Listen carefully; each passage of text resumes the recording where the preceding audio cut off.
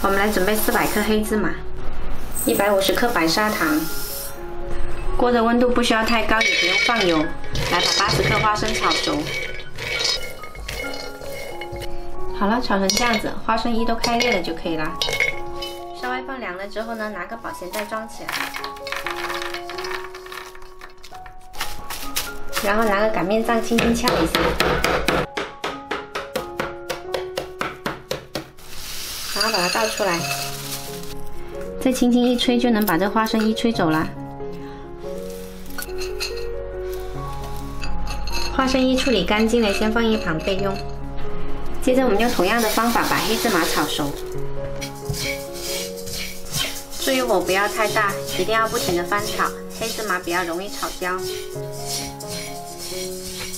黑芝麻炒到你可以听得到它哔哔叭叭响的时候就可以了。然后找个容器把它装起来先，再把花生跟黑芝麻混在一起，拌均匀。重新起锅，加入半碗清水，把白糖倒进来，还有5克盐，调中火煮开。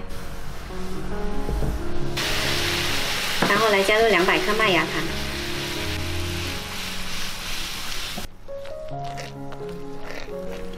我大概熬煮了12分钟左右，这个温度变成120度了就可以了。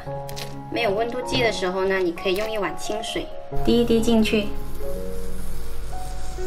它能够马上成型就可以啦。这个时候就要关火，把黑芝麻倒进来，快速翻炒均匀，然后把它放到模具里来。放到模具了之后呢，用擀面杖给它压实，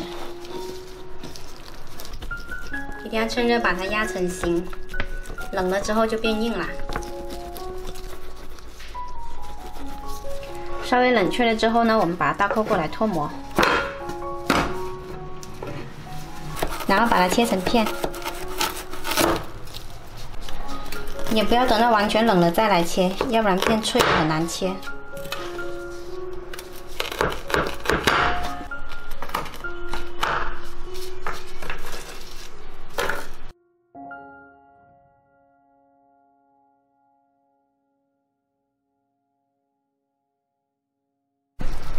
好吃又营养，做法还特别简单的黑芝麻糖，就快过新年啦，我们可以在家里做一些送给亲朋好友，也是非常不错的。喜欢的话可以试一下哦。